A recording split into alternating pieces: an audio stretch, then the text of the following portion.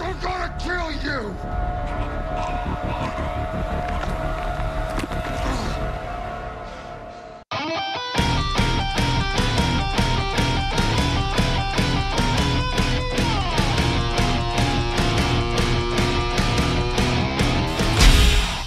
Salut à tous, on revient sur cet épisode 15 de The Walking Dead et vous l'avez vu, c'est un épisode riche en rebondissements. De toute façon, il n'y a pas à dire, quand Negan est au cœur de l'histoire, la tension est à son comble, ce qui nous permet d'avoir des super moments de suspense. Ainsi, on avait bien 3 personnages particulièrement sur la sellette, avec Dwight, Simon et Eugène. J'ai d'ailleurs une petite pensée pour ce pauvre Simon, je l'aimais bien au fond. Et j'aurais aimé tant bien que mal qu'il arrive jusqu'au dernier épisode. Mais ça n'a pas été possible. En tout cas, c'est cool, il a une mort digne de ce nom dans un face-à-face avec son Big Boss. Et en plus, on aura même pu profiter de son look en tant que Walker. Trêve de blabla, on rentre dans les détails maintenant. En début d'épisode, le retour de Negan n'est toujours pas annoncé. Et Simon fanfaronne en jouant les gros durs avec Carpet Gregory, toujours prêt à s'aplatir un peu plus face à son maître celui-là. Et attends, en plus, il fait le meilleur café de la région, hein. Cette position forte de Simon n'est que de courte durée et nous on le sait. Negan est sur retour et comme d'hab, il soigne ses entrées, en arrivant par surprise derrière Dwight alors qu'il était seul. Ce dernier sait pas à quelle sauce il va être mangé, j'ai envie de dire. Mais Negan feint de ne pas savoir pour la trahison, et joue un peu avec lui comme le ferait un gros chat avec sa souris préférée. Pourtant on le verra plus tard, tout cela n'est pas sans arrière-pensée. On n'a pas oublié l'histoire du passager mystère, et ça faisait aucun doute que ce serait Laura. Ainsi, Simon, amèrement déçu, se retrouve face à lui et est prêt à accepter la terrible sanction. On a d'ailleurs la confirmation qu'il a perpétré dans le passé un massacre de tous les hommes d'un groupe, c'est donc lui le bourreau d'Oceanside. C'est là que commence le prank de Negan, j'ai envie de dire. Il énumère son plan pour mieux mener Rick et sa bande dans la gueule du loup en utilisant Dwight et ses trahisons. Mais pendant ce temps, Simon sait qu'il n'en a plus pour très longtemps, sans que les événements du camp de jadis n'aient été évoqués. Il tente ainsi une ultime mutinerie en enrôlant certains de ses fidèles, et Dwight par la même occasion qu'il avait jugé hâtivement dans le même état d'esprit. Erreur fatale. Ah, mauvais feeling quand tu nous tiens. Le problème c'est qu'il ne savait pas que Dwight voulait déjà faire tomber Negan, et qu'il avait sa propre méthode. Du coup il ne se prive pas de trahir ce dernier au bénéfice du Big Boss, lui permettant par là même de faire le ménage dans les Saviors. À ce moment on peut presque penser que Dwight marque des points auprès de Negan, en révélant la félonie de Simon, mais cela sera de courte durée. Arrive alors le moment où Negan épargne une ultime fois Simon, lui proposant un combat singulier. Un moment que j'ai beaucoup apprécié, Simon voulait exécuter Negan avec respect, et Negan propose d'en faire de même avec ce combat d'homme à homme. En plus, ça représente parfaitement le sanctuaire où règne la loi du plus fort. Tu veux être le chef? Alors essaie de tuer le chef. On se retrouve alors dans un combat un peu à la Fight Club. Bien évidemment, Negan gagne, d'une manière certes un peu expéditive, malgré quelques baffes qui se prend dans la tête, mais Simon est dépassé physiquement par la force de Negan, et ainsi sa mort prend une saveur toute particulière. Negan finit par éliminer de ses mains son infidèle bras droit, rappelant ainsi qu'il n'est pas le boss par hasard, mais qu'il est aussi le plus balèze. Dwight profite alors de la diversion pour envoyer le plus fourbe des fourbes en guise de messager à Rick pour révéler le futur plan de Negan. Franchement, il a pas peur que le mec balance direct à Negan, vu qu'il est plus le bienvenu de l'autre côté. D'ailleurs, il est plus le bienvenu nulle part. Pourtant, personne prend jamais la peine de le tuer. Enfin bref, Gregory file sans demander son dû, voyant que la situation virait de toute façon au vinaigre pour Simon, et qu'il serait sans doute le prochain sur la liste des tâches ménagères de Negan. Il arrive à la colline et transmet le plan à Rick sans avoir pour autant un traitement de faveur de ce côté-ci. Enfin, Negan apprend à Dwight qu'il l'a parfaitement utilisé, informé de sa duperie par, attention cliffhanger, Laura qui a attendu planqué pendant tout le déroulement du plan. On a une mécanique de narration bien huilée dans cet épisode, et rondement menée par Negan qui semble reprendre le contrôle sur tout, lui qui paraissait complètement à côté de la plaque ces derniers temps. En plus, en grand patron, il règle tout en un épisode, comme ça c'est classé. Bien entendu, il reste encore des points obscurs. Que va-t-il advenir de Dwight? Une sanction pire que la mort d'après Negan? Perso, ça me fait penser à ça. Et surtout, est-ce que Rick et sa bande vont se jeter aveuglément dans la gueule du loup? Quel est le vrai plan de Negan en voulant attirer ses adversaires hors de leur ligne? En tout cas, ça sent très mauvais pour Rick et les siens, qui risquent de se faire un peu tirer comme des lapins. Est-ce qu'ils réussiront à éviter le piège?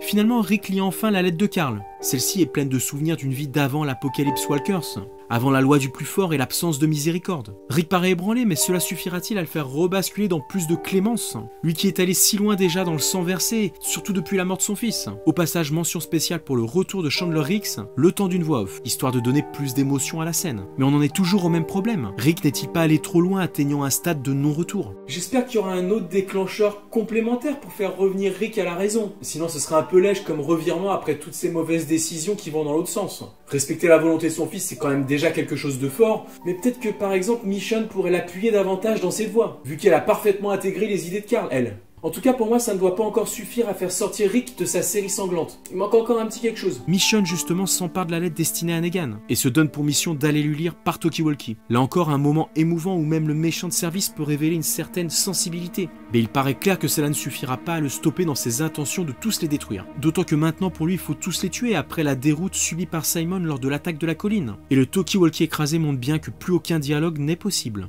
Non, mais il aurait pas pu juste changer de fréquence, sinon?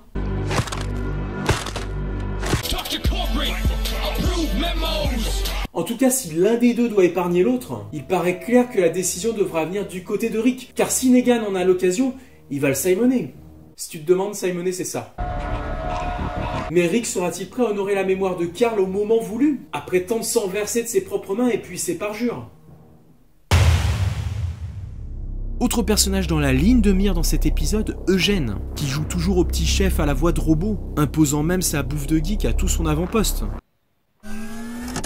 Gabriel, toujours malade, fait intentionnellement des balles défectueuses, et Eugène s'en rend compte puis l'évince de la confection des balles. C'est alors qu'Eugène se fait rapidement capturer par Daryl et Rosita, qui l'attendaient embusqués devant la porte, et qui veulent eux aussi utiliser son savoir, ce qui donne l'occasion à ces personnages de s'expliquer.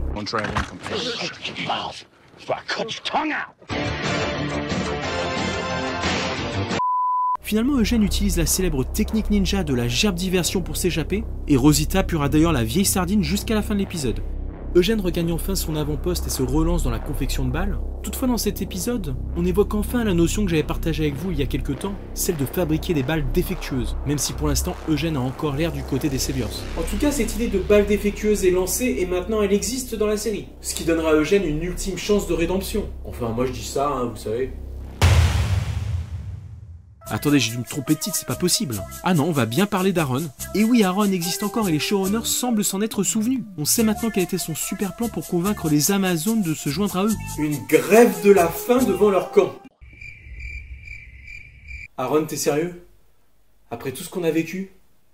Le pire, c'est que cette technique porte ses fruits, car il réussit, après quelques péripéties zombiesques, à exprimer son point de vue à la communauté d'Oceanside, et sans doute à éveiller chez eux l'envie de se battre à leur côté. Alors franchement, depuis le début de la saison, je sais pas où ils nous emmènent avec les Oceanside, dont l'histoire est complètement survolée, mais moi je vous dis méfions-nous parce que ça sent le Deus Ex Machina à plein nez. Autrement dit, ils risquent de débarquer comme par hasard au moment où Rick et sa bande seront plus en difficulté, tel un tigre sorti de nulle part.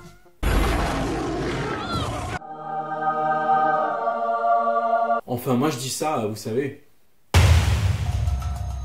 Dans le prochain épisode, il est clair que rien ne va plus. Rick et sa bande prennent à nouveau les armes pour affronter les Saviors une ultime fois. De son côté, Negan lui teste les balles d'Eugène. Bon ok, mais ça veut pas dire que les autres balles sont pas foireuses. En tout cas, Eugène va avoir envie d'en finir avec Gabriel, qui tiraille sa conscience depuis un moment. À part la capture de Dwight, les Saviors semblent avoir un autre prisonnier, qui lui-même se retrouve en très mauvaise posture, quelqu'un de grande taille apparemment, avec un cache sur la tête. Je n'ai pas vraiment d'idée à ce sujet, peut-être un zombie, peut-être Simon zombie, mais je préfère vous laisser me donner votre avis à ce sujet dans les commentaires. On verra aussi Jadis, va-t-elle prendre son hélico? Va-t-elle apprendre que Negan a tenu parole en tuant Simon? Finalement, on dirait que l'action va se jouer dans une plaine à découvert pour Rick et les siens, ce qui n'est pas forcément une position favorable complètement exposée. Mais c'est peut-être là que voulait les mener Negan, avec son plan de désinformation par le biais de Dwight. Cet épisode 16 qui achèvera la saison 8 sera-t-il bien le dernier de cette guerre? Ou va-t-on finir sur un cliffhanger et attendre pendant des mois avant d'avoir le dénouement? En tout cas, hâte de voir cette ultime bataille. J'en profite au passage pour vous conseiller d'aller voir la chaîne YouTube TheWalkingDead.France pour avoir tous les derniers trailers traduits en français super rapidement. Bon boulot les gars. D'ailleurs, comme d'hab, je mets leur lien pour le prochain trailer dans la description. Nous, on se retrouve la semaine prochaine pour aller walker sur le dernier épisode. A bientôt. Ciao.